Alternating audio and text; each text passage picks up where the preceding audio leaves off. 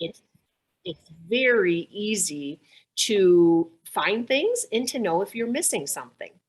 We also chatted a little bit about knowing what it takes to carry your lifestyle today. And this number is super important.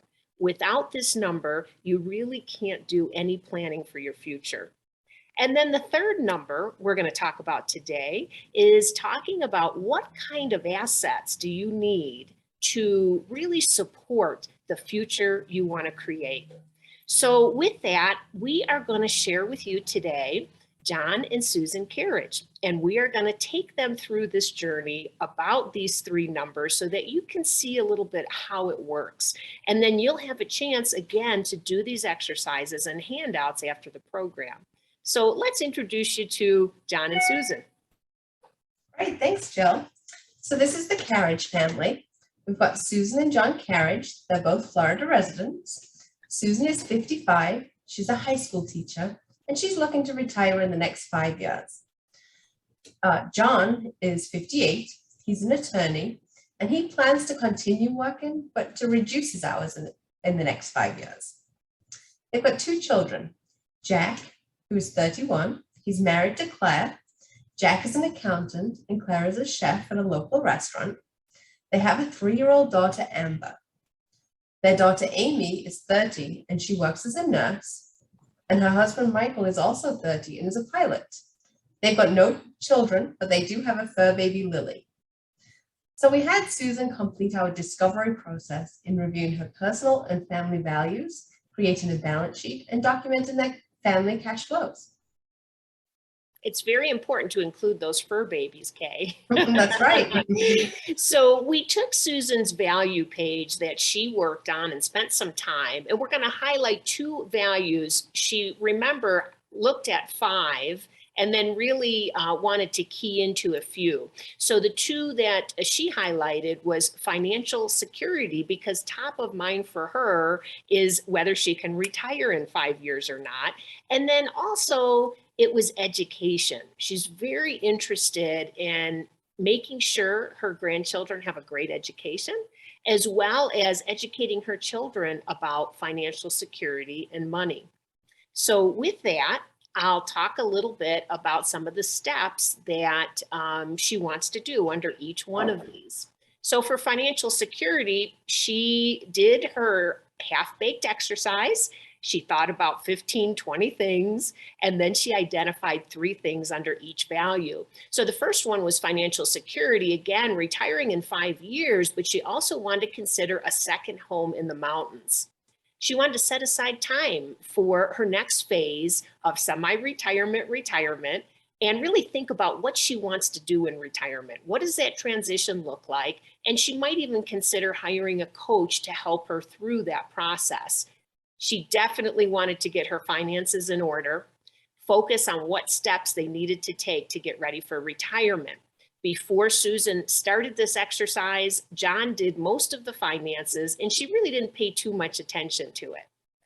The other value she had was education, and what they decided is they really want to contribute to their granddaughter's education. They want to make sure that she can afford to go to any school that she wants to. They don't know what she wants to do yet, but they want to make sure she gets the greatest education. And again, helping their children learn about money. It's something that they didn't do early on, and they wish they would have. And so now they really want to give that foundation to their children. And also she was very interested in learning something completely new to exercise her That's great. So now we're back to our closets, these amazing closets that look wonderful. In our last session, we had talked about how creating a balance sheet is like establishing an organized closet. By having all those key components in a simple manner provides your starting point to organizing your finances, understanding your current positioning, and preparing for the future. The size of the closet, as we talked about, is not really the important factor, but the first step is creating that structure, and the next steps will be determining where you may need to build assets for your lifestyle currently and for your future planning. So here we have the Carriage total balance sheet. That's a lot of numbers and you don't need to look at all the different details of it, but this has the total balance sheet. You can see there's many components, including the cash, the securities, real estate, personal property, life insurance policies, liabilities. And once we have all of this information, we can now take this balance sheet and break it down into really what is important and relevant to your personal goals, your considerations, and your objectives. So in this example, you can see the total net worth is almost 4.2 million. But we take that 4.2 million and we want to break it down. We want to look to see, okay, of that total net worth, what are your cash flow assets? What are you going to be able to use? Real estate, as an example, unless it's a rental property, is typically a use asset. With a use asset, it's not providing you any kind of current or future cash flow, and it's actually an expense to your cash flow.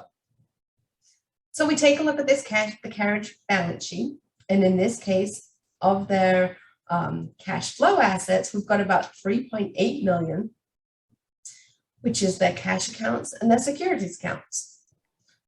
And once again, we go back to the balance sheet and we look, we see, okay, so the total is 4.2 million. We've got about 82% is their cash flow assets that they can work with for their expenses and their future lifestyle.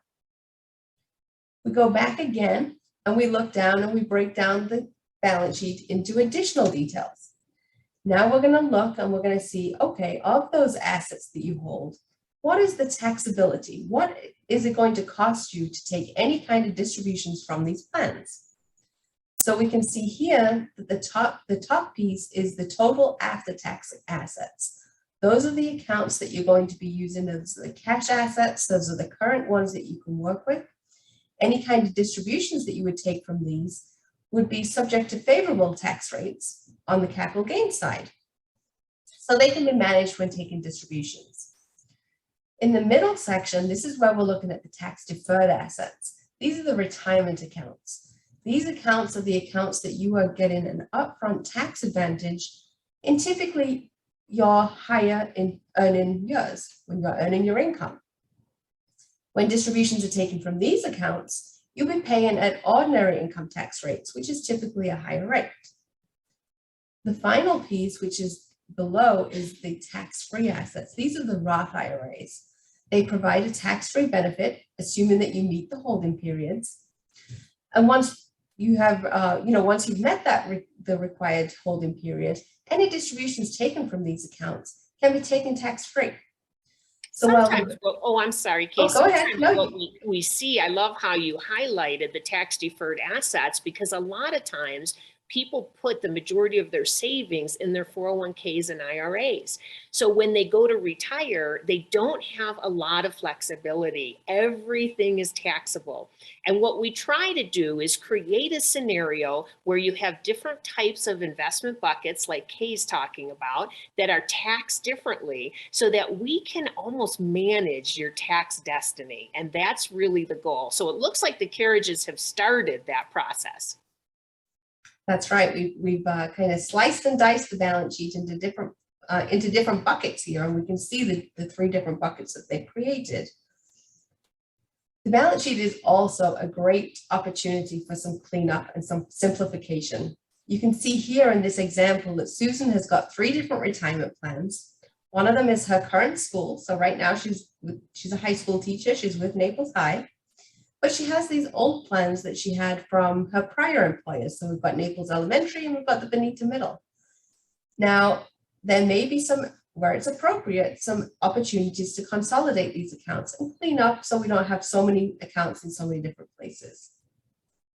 Sometimes, Jill, I know we see a lot, maybe a bank account was open for a specific purpose, maybe, a house purchase or a house remodel, and that purpose is no longer applicable. So there's some opportunities to close out accounts, but unless you see it all in one place, you kind of forget that that little account is sitting out there that's got a little bit of cash left in it.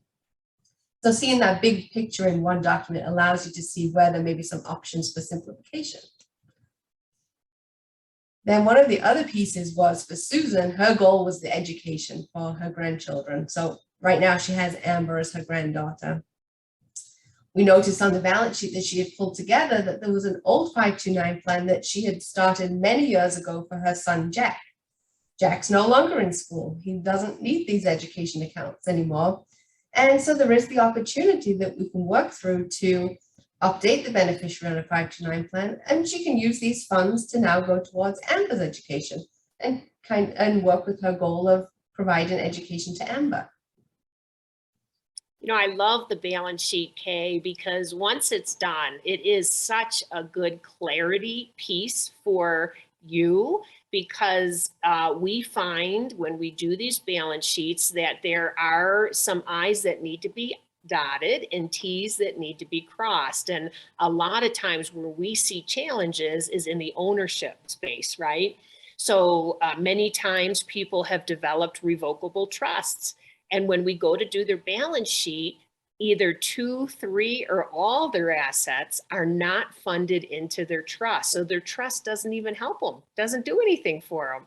So really important to look at this and develop this for yourself, and then hopefully have an advisor review it with you and help you figure out what are some areas that need to be cleaned up. That's right. So Jill, I know we have a poll for the group. Yes, exactly. Let me put the poll up, and let's, the poll should be up. And what we'd like you to do is to answer, do you have a beneficiary page that summarizes your account beneficiaries on all your accounts that you can name a beneficiary on? Did you share that poll, Jill? Let's see if I can share it. Hold on 1 second.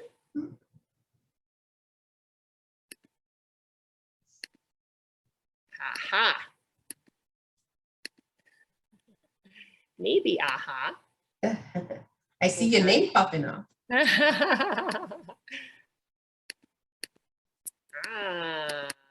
For some reason, let's just 1 second here. Ha, there we go. I think the poll is up and running.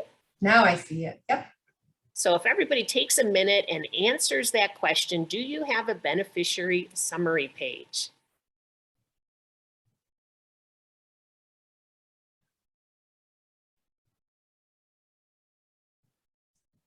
Give you just a couple more minutes, couple more seconds.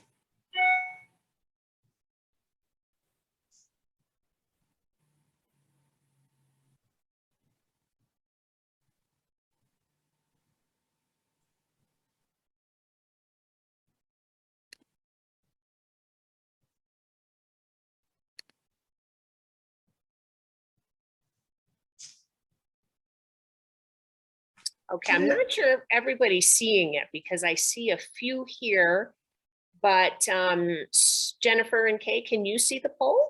I see the poll. I just don't see anybody answered it. So maybe that's not coming up. I'm getting some comments from people that they won't let them answer it. Okay. Yeah. Well, let's go ahead and we'll just skip through the poll, and we'll go right into the summary balance sheet and talk a little bit about that. Well, I see actually, Jill, it's now relaunched and I see that it's coming up. So just give people a minute here. Okay, sounds good.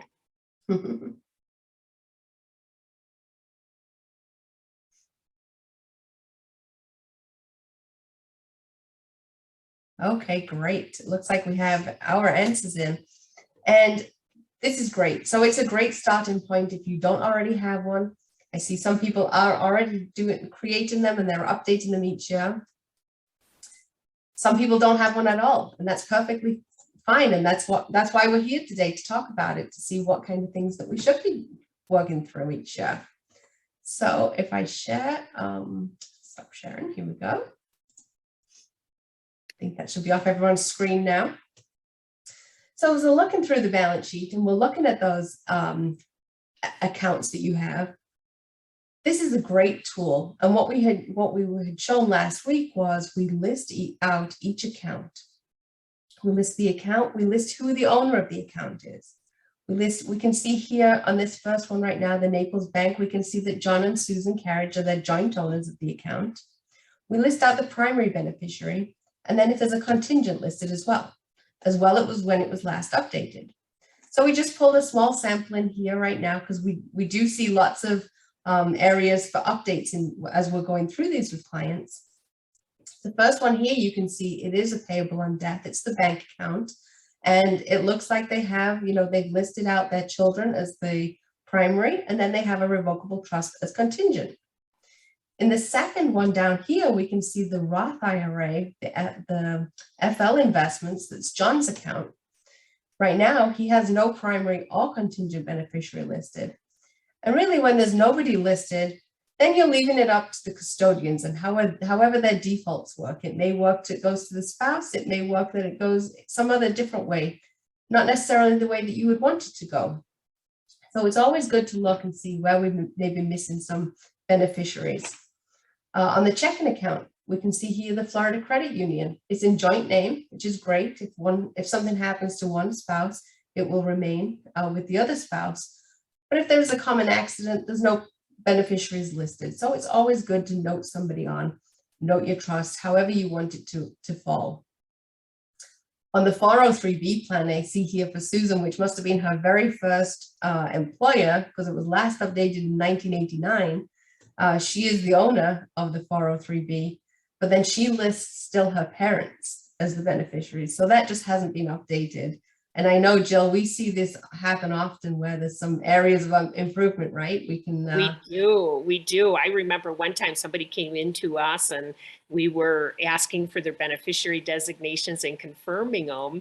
And this gentleman was in a second marriage. He had been married for 10 years. And we pulled up his large 401k and it actually still had his ex-spouse on it. So they weren't real happy with that. Yeah. So, amazing what you find with these beneficiaries. And I would say that the cash accounts, your bank accounts, are complicated areas because there's all kinds of ways you can own them. There's all different reasons why you'd own them in a particular way. And a lot of people have never even heard of paid on death, right, Kay? I mean, most of the time we see either individually owned checking and savings or joint. And that paid on death is kind of nifty because you have total control of the account, but when something happens to John and Susan, it goes to their beneficiary. So it is kind of a nice way to designate beneficiaries. And I'm just going to leave you with this note, is that not all accounts should be POD. So this is where it gets complicated. We're not going to go into all those details. But the most important thing is if you do not have a beneficiary summary, and that would be for any IRAs, any 401ks, any annuities, life insurance, anything that you can name a beneficiary on, you want to have it summarized so that you can make sure it's correct. We probably pull these out, Kay, would you say every couple of years for a client, unless we know there's been a change, we update it, but definitely every couple of years, and just make sure that everything is in order, because this could be a real headache if something happened to John and Susan. One of the things that we have seen lately is now, with online access, we can definitely make more changes and things online. But we want to make sure that if we do update something online, that we have some kind of confirmation that that beneficiary change that you have made has stuck. So it's always good to just make a printout, save it to your computer, save it to your electronic vault, just making sure that those, it flows how you want it to flow. Yeah, we don't want to assume anything here, right, Kay? Exactly. So now we're into cash flows. Oh gosh, this is the fun part. I'm kind of joking on that because I don't know anybody who loves to do a cash flow. And the process is a little bit painful to do it. But once it's done, most everybody is so relieved. They get clarity. They understand why these numbers are so important to their planning. So it's really kind of fun just knowing that you're going to get it done.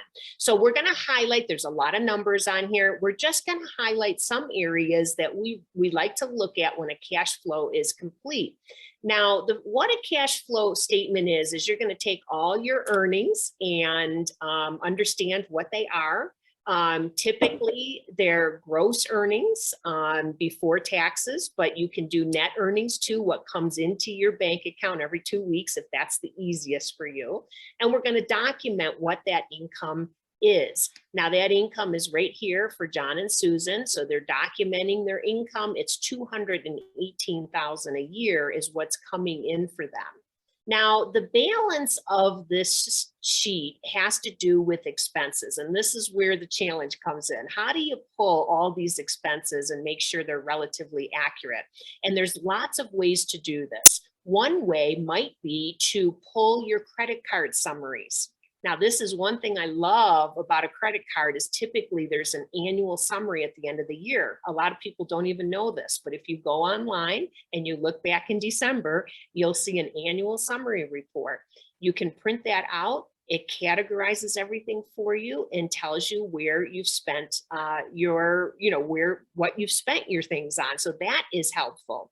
Also, you can go through your checkbook. If you're somebody who writes everything in your register, you literally can go through your checkbook, as simple as making columns on a piece of paper and list all the areas that you've spent your money in. Now, when you do that, we always suggest you go back at least 3 months. 6 months is even better. And a year is super clean. So if you're going back just 3 months through your register, then you want to obviously multiply it by 4 and make sure that you haven't missed any big expenses. Let's say you're doing this from January to March and you pay property taxes in November. You don't want to forget that big expense. So that's another way you can do it. Some people are on QuickBooks or Quicken. And then what we do for our clients is we actually have technology that will download all their credit cards, all their checking accounts, and puts it in one place and helps to categorize the expenses. So whether it's technology or you do it by hand, it doesn't matter. But I would set aside a good, 4 hours or so to get this complete. So the first part of it is we separate it by home expenses. And by the way, you're going to get this worksheet. So you'll have all of this to work from. And why is it important to separate the home expenses? Because many times our clients make changes over their lifetimes with their real estate. So here it tells us that John and Susan are currently spending about $44,000 to keep their home up. Mortgage, electricity, whatever it is. Also, what happens, especially as people go through the retirement phase, sometimes they think about simplifying, like they don't want a large house, they don't need it anymore. Maybe they want to simplify. We can go to this sheet and say, okay, you're spending $44,000 now. What would it look like if you simplified? Well, maybe it would be $30,000 of expenses. So we can quickly see the difference in what they would be saving if they decided to scale down. Now, sometimes it goes the other way. They want to buy a second home. And in Susan and John's case, they do want to have a home in the mountains. So they want to add to their home expenses. So again, it's just a great way to know what you're spending in the home so that if you're going to make changes or different decisions, we can take a look at that really clearly. They did their daily living, and this is groceries and clothing and cleaning and eating out. A lot of times these things are found on the credit card, and they were really surprised for them what they spent eating out. They didn't think that they ate out that much, but when they totaled it up, it ended up being $9,000 for the year. And they were like, we spend $9,000 going out to dinner. That's probably not where we want to spend our money because we're really not big eaters. Like we don't really love to go out.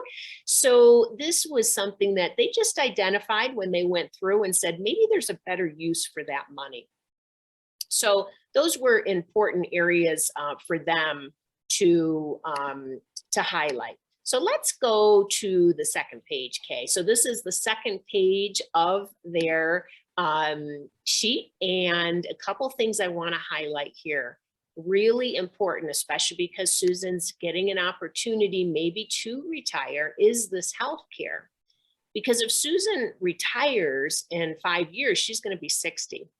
So she's not going to have health insurance with the school anymore. She might have a stipend with the school. We'll talk about that in a minute.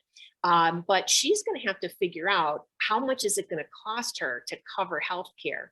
Can she go on John's plan? Does she have to go out on her own? What would it look like when Social Security comes in and Medicare? Is she going to do that? What age is she going to take that at? So that healthcare is really important, especially because it's a large expense.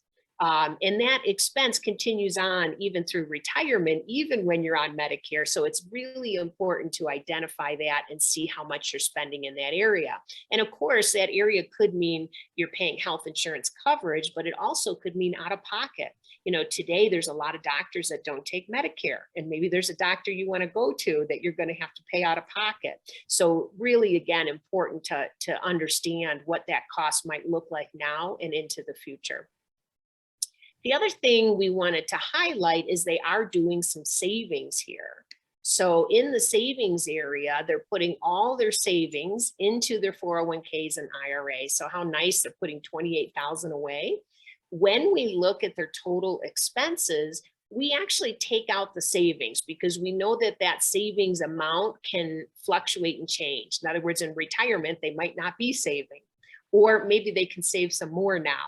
But it's good to document it and know how much you are saving. And in their case, we're going to talk a little bit about why that's really important. The other area, Kay was talking about taxes, those darn pesky taxes that we've got to pay, is really important to understand what you pay in taxes, okay? And most people don't really have, like if I ask people, what did they pay in taxes last year? They can't really come up with a figure. They might say, oh, I had to write a check, or they might say I got a refund, but they don't really know exactly what that tax number is. And this is really important. A lot of times when we document this, people are surprised. I paid $54,000 in federal taxes, and that's not even all the taxes. So also it will help us in when we do future projections at retirement, what kind of taxes will they pay?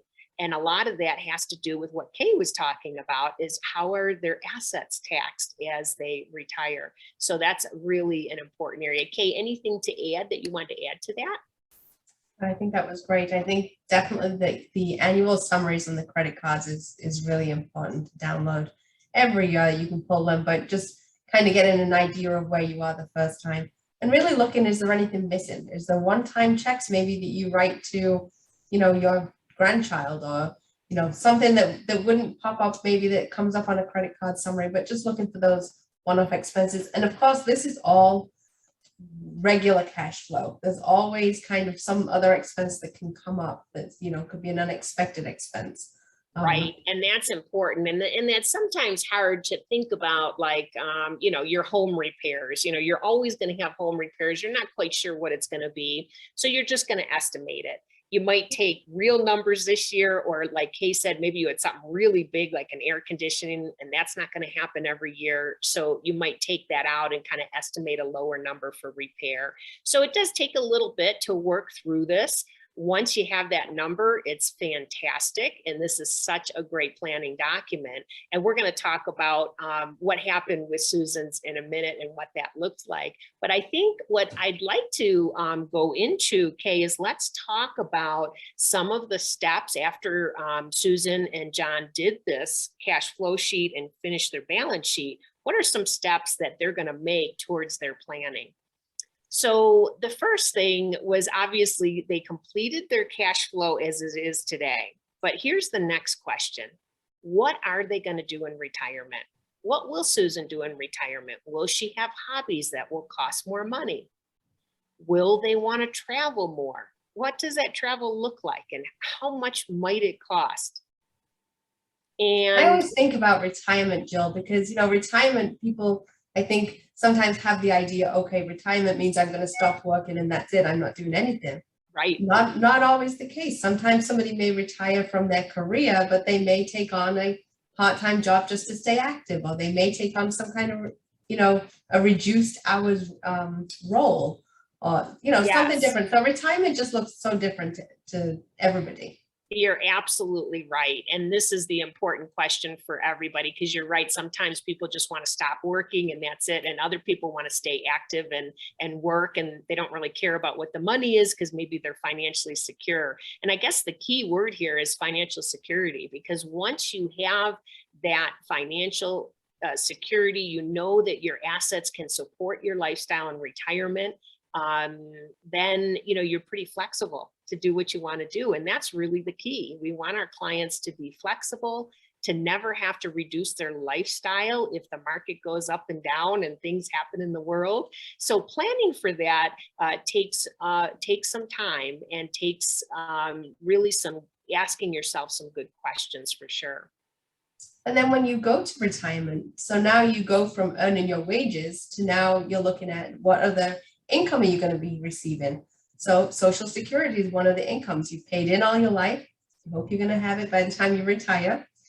The Social Security website is a really great resource. If anybody has not signed up for it already, you should go ahead and sign up.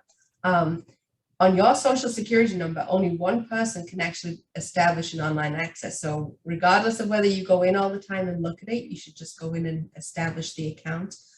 But what the site allows you to do is it provides you with your benefit summary statement. So if you're already claiming Social Security, it's going to tell you how much you are receiving, as well as any kind of deductions. But if you're not taking it already, and you are younger, like Susan and John, then it's going to tell you a projected amount that you will take. There's different options. So the earliest retirement age to claim Social Security is age 62. Now that would be a lower rate. Now full retirement age has now shifted. It used to be 66. It's now gradually increasing. So your retirement age would be between 66 and 68. And then there's also a deferred benefit option. So there's multiple different options on what is available to you to take as retirement Social Security, as well as the options for different spouses, for both spouses. So it's really important to review your Social Security statement, as well as the options and what is the best selection for you in your personal planning. And one of the other things that I would note is on the back page of the Social Security statement, it shows you each of the years that you've earned income and that you've paid into Social Security. You want to double check those numbers and look and make sure they're reporting it correctly. They're reporting the income that showed on your tax return, or they're not missing a year because the IRS reporting it to Social Security. So it's always a great double check to take a look at that annual statement. I remember we had a client that came in and we pulled their Social Security statement and she said, "These are not my earnings."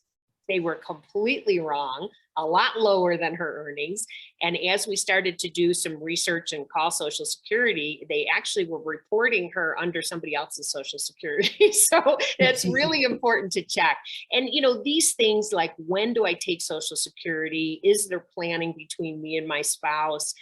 When do I elect Medicare? What kind of supplements do I do? This is all a big area of planning and something that your advisor can help you with, because it can be quite complicated, but very important on what selection is best for you.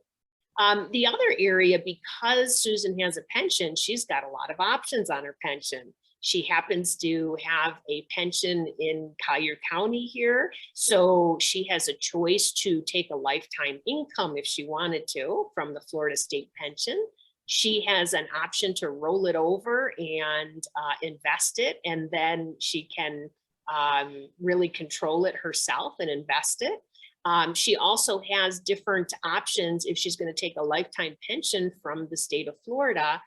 Will she have a survivor option? So if something happens to her early on, would John get some of that pension or all of that pension?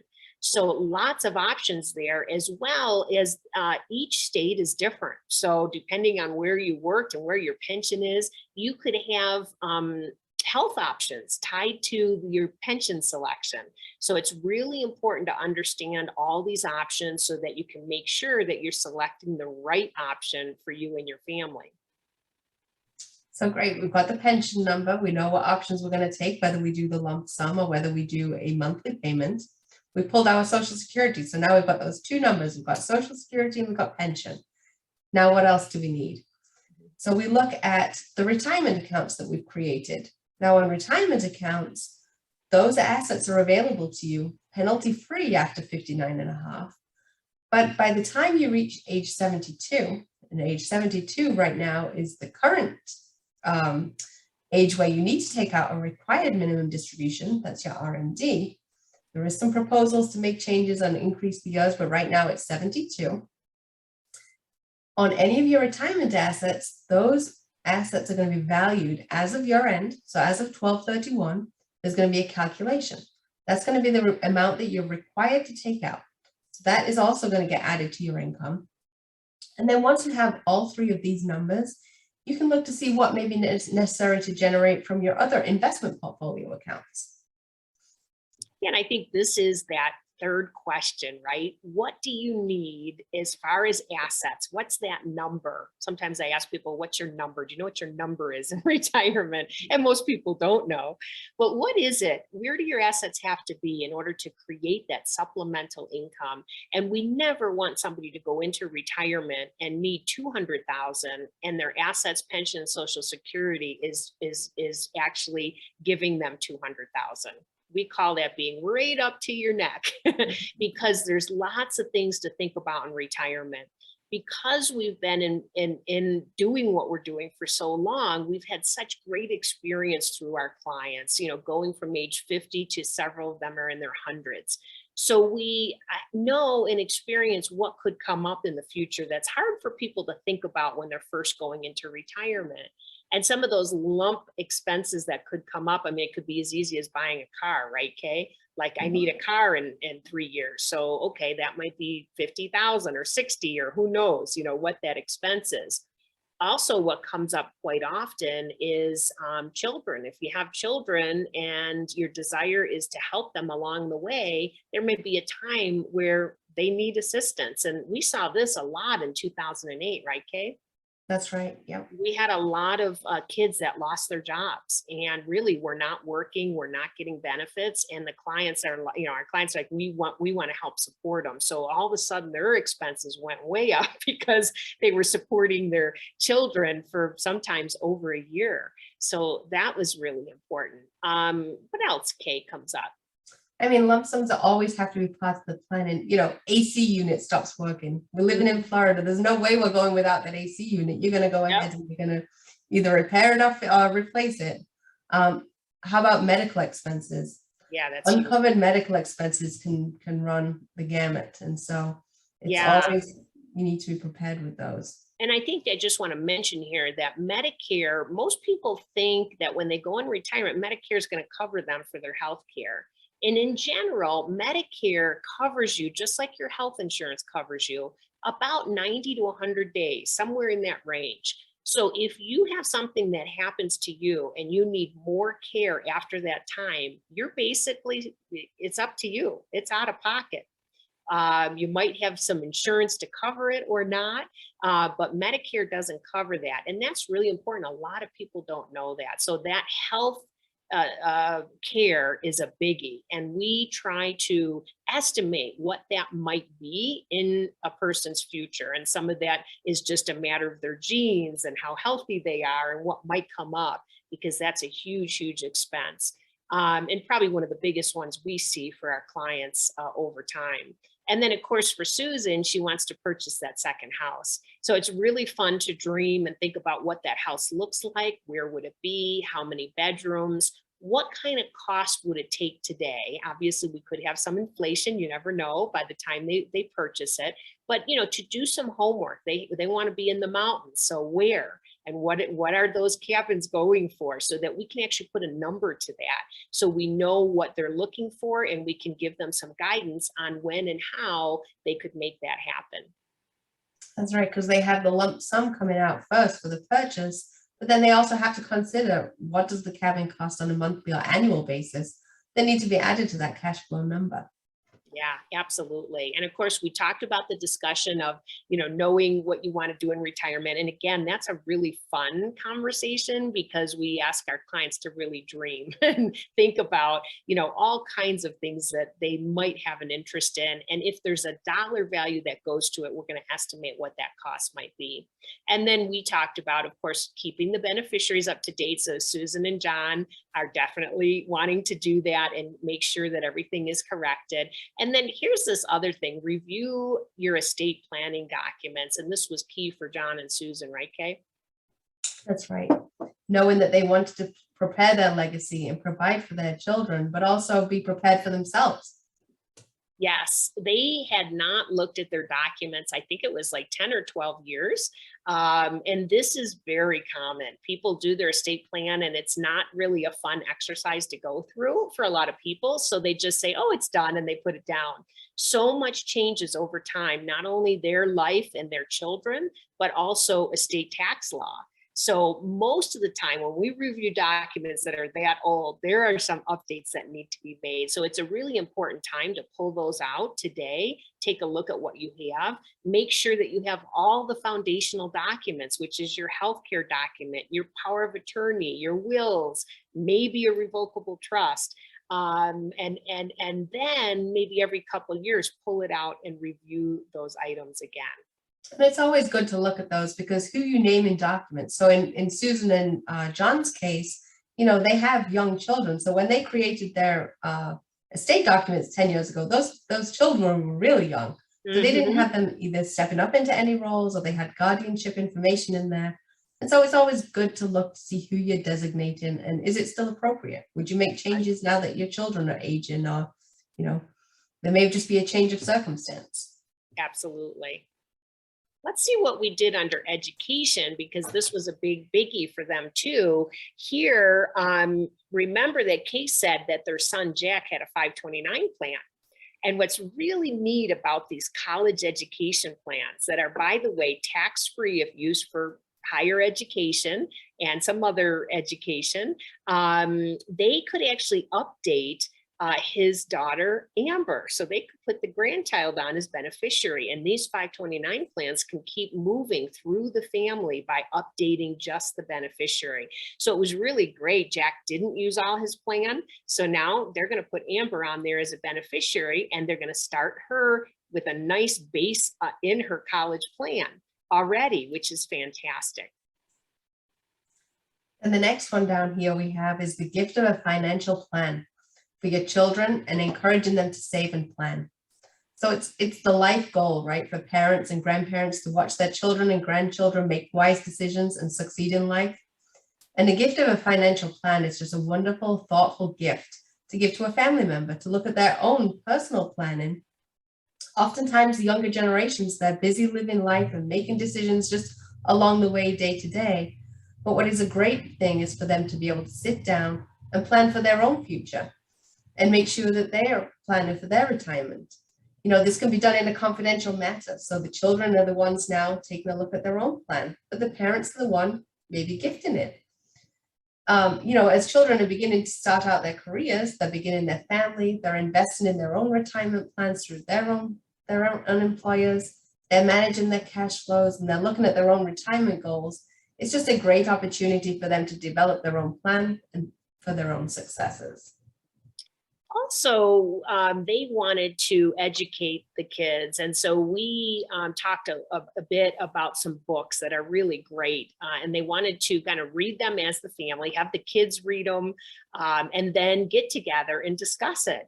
And one of the books that's one of my favorites, I'll just mention it, is The Richest Man in Babylon, because it's a great book for young people, even people, you know, even kids that are 8 or 9 or 10 can read that book. It's so fantastic. And it talks about really some great financial planning concepts. So going out and finding books that are appropriate, and even for young Amber, there's a lot of financial books that are really cool to start reading with her. And I also love the idea, we like to have this piggy bank, excuse me, that Amber might learn at a young age. It might have 3 different areas to it. One might be, you know, every dollar she does, she saves a little bit. Maybe she gives away to charity. Maybe she gets to spend a little bit. And she just gets used to those words and used to the exercise of doing that. And it's a great way for them to start at a very early age. One of the books that I love, Jill, is The Ultimate Gift. Oh, The yeah. Ultimate Gift is such a great book that you can review with every generation. It's such a good story about really legacy and managing money and gifting too. So that's a great one, and you know, children can read it. It's a simple book, but it gives a really good message. That's great. I love this next one. And this is, you know, their kids are working, they have 401ks, they have some Ross, but they're not really contributing it to the maximum that they could be. So one idea was that the parents said, if you put in this amount of money, we'll match. And now that obviously the parents can't put money in the 401k, but the kids can maximize their 401ks, and then the parents can gift them the money for half of what they put into their 401k. And it's just a great incentive for the kids to really maximize what they can do here, whether it's the 401ks or Roth accounts. The other thing is scheduling a family retreat and introducing a charitable fund.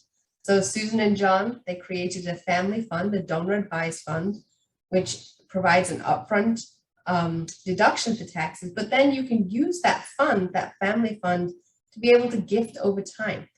And gifting over time to charities, what I've seen great results in is bringing the family together in a family setting and kind of reviewing what the charitable fund is, and having the grandkids write a little note to grandma and saying, you know, I'm really interested in this animal, you know, foundation, or this, you know, this dog paws. I know there's lots of different charities out there that really speak to children and to families. And it's just a great way to get everyone together in a common goal and looking at charitable giving. We've had so much fun with that area with the families that we serve, for sure. Now here we talked about the 529 plan for Amber, getting her on as beneficiary, but then they're asking how much do they need to put into that fund to really allow her to have flexibility and freedom to pretty much get whatever education she wants. So what's really neat is we can do some hypotheticals. We can select any college, whether it's Harvard, whether it's Gainesville, whatever it might be. And then we can see what those expenses would be by the time she goes to school. And we can forecast it and then say, well, how much money would need to go into those accounts in order to try to meet that need. So that was kind of a neat exercise for them, for sure. And then the last one here was, you know, if Michael, who has his fur baby, has no children, should they be gifting to Michael and Amy the same amount that they're gifting to Amber's plan? That's really a personal choice. That's really your personal decision. Maybe you do the education for Amber and you do something else for Michael and Amy, or you know, you set aside because it's the next generation. You don't feel like you need to do the, you know, gifting the same. It's totally your personal plan and personal choice. Yeah, and I would say there's absolutely no right or wrong here. It's more a conversation, and a lot of people don't really think that through, maybe until we have that conversation with them. So absolutely, that's great. Well, let's take a look at what happened when we pulled all this together. They did their cash flow, their balance sheet. What did it look like for them to think about the pathway to succeed as to whether Susan could retire in 5 years? So their current income is $218,000. We saw that. Their expenses minus what they're putting into their 401k is $173,000 approximately. That's what it takes them to live their lifestyle. Now, the first thing we notice is there is about maybe $46,000 differential here that they're not really spending. Now, they haven't been saving that much. So the interesting thing is to say, okay, how much of that saving should go into the 401k? How much maybe could go into Roth or go into their regular account? So really putting a plan together to say, where is the best way for those savings to be put away to maximize the plan and the life that they want to see in retirement? So zoom forward, if we were projecting in retirement, we projected based on their pensions, Social Security, and also an income from the assets that may be there in about 5 years. And what we came up with is an income of about $262,000. So that sounds really great. But when we talked about what they wanted to do in retirement, we found out that they wanted to travel more, and they were putting like a $50,000 budget there. They wanted to go, first class and be able to do what they wanted to do. They wanted to buy that second home, so we had to add expenses for that. They actually had a couple hobbies that were somewhat expensive, so we added to that, and they were really surprised at that number. We also estimated what their tax might look like. So that is a complete number at retirement. And so at this point, if they did nothing and they just kept doing what they're doing, it's possible that Susan may not be able to retire in 5 years. But because we have some time on our side, we have 5 years to think about all these different things that they could do to meet those needs. And it might be saving more. It might be trying to reduce expenses today and saving more. It might be that Susan decides that she wouldn't mind working part-time in 5 years, or all kinds of options. And of course, how the money is invested, how it's allocated could make a big difference. So this is beautiful. Although they wish the later numbers matched a little bit more, at least they had some clarity, and now we could take specific steps to try to get them to their goals and measure that on an annual basis, in the sense of, are they moving in the right direction for that success? So we hope that you take an opportunity. Jennifer's going to talk a little bit about where these handouts are, but we're going to give you that cash flow handout so that you'll be able to work on your expenses on your own and go through that process as well. And we're going to show you again where those value exercises are and the balance sheet. So between those 3 areas, you really should, once you complete them, find some ahas and get some clarity about maybe a direction that you need to go into. And then, of course, if you have any questions on these exercises, because we know they take some time, remember that we're all going to be together. Kay and I will come back into the last course together, and it's going to be open dialogue, open questions. So if you've experienced something and you want to share it, or you have questions about your particular experience going through some of these exercises, Kay and I will be available for that. And then we have available is access to the presentations that have already occurred. And Jennifer, I'm going to let you take you through the instructions here. So it's really quite easy. You just have to go to the Spell Life website, which is spelllife.org. You know what, Jennifer, I'm gonna stop you right there because I can hear your microphone is a little giving some feedback. So I'll kind of go through it here. You're going to go to spelllife.org. We're going to click on the archives in the top, and then we're going to select Journey to Financial Discovery. And the password is Journey with a capital J 2022. And I'm going to show you on my screen here what that looks like. So right here, this is the Spell Life website.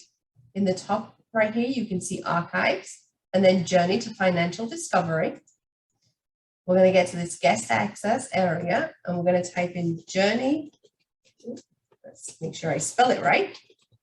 2002. And don't forget 2022. And then here you're going to see the sessions that have already been recorded. So you can see the first one that Jill and I completed, as well as the documents and the resources that we had provided with the session. Then was the second one last week from Gaynell. Can't wait to go back and re-listen to that one. As well as you'll see them continuing to be added every week as we complete the sessions. And I think that is everything that we have time for this evening. I know we'll be back next week with Carrie Kursky. And oh, Jennifer, you're on mute. Okay. I'm not getting any feedback now. Good. Oh, sorry, actually, Jennifer, I apologize. We're having a hard time hearing you. If it's okay, I'll introduce a little bit about Carrie. Okay. So Carrie Kursky, who is president of Kursky Group, is here local in Naples, but she works all over the United States, and she specializes in identity theft and fraud. She really understands what's happening out there today, what's the latest and greatest that's going on with fraud. And I'll tell you, when she starts to tell you these stories and starts to tell you what's being created out there, it's really scary. So she is going to talk to us about how to protect ourselves so that we are not a victim of fraud. And this is such an important area, especially today. We're seeing more and more of this happen. And really, if you can be proactive a little bit, and as Carrie's going to tell us and teach us, it really goes a long way to protecting all of us. So we hope you'll join us next Wednesday again, 7 o'clock in the evening for Carrie. And I know we're all going to learn something new. So have a great week. Enjoy your week. Don't forget about setting aside your clarity break and spending some time with yourself this week. Have a great week. Thank you. Thanks, Jill. Good night, everyone.